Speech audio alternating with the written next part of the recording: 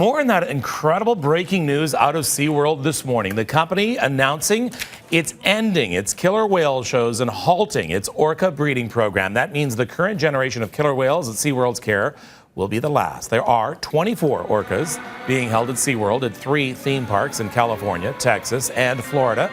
Those whales will have to remain in captivity. The company says setting them free now would only put them at risk.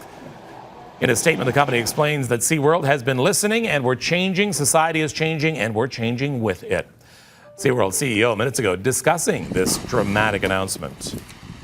Current orcas under our care will be the last generation at SeaWorld. We're going to phase out our theatrical shows. This is something that every animal advocate in the nation can celebrate as progress. Herded them in. The move follows very strong public pressure. It, of course, spiked after the release of Blackfish, a documentary exposing poor living conditions of orcas in captivity. SeaWorld also at the same time revealing a new partnership with what would have been an unlikely partner even yesterday, the Humane Society. Not to be meddled with. Philip Demers, a former MarineLand trainer who now works as an animal rights advocate, has been behind a push to ban orca breeding in captivity across Canada and joins me on the phone right now. Good morning, Philip. Good morning. Thanks for having me. So, Philip, your initial reaction, I mean, is this outright a victory, or is there any cause for trepidation and caution right now? I take every SeaWorld announcement with a grain of salt. In their statement, they mentioned that no animals born in human care could possibly survive in the ocean. This is not something I see as a matter of fact. In fact, there's a number of successful releases out there. I do believe the right thing to do for these orcas is to retire them to sea pens. So while it is something that I'm celebrating this morning, I mean, it does put a shelf life on orca captivity.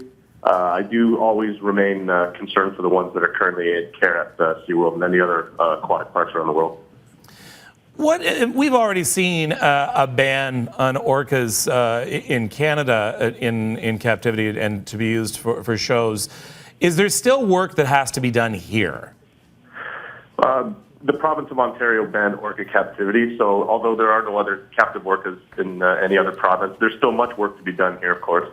Currently, there's a Senate bill that is being debated that's going to ban the widespread captivity of all dolphins, whales, and porpoises across Canada. So we hope to see progress with that.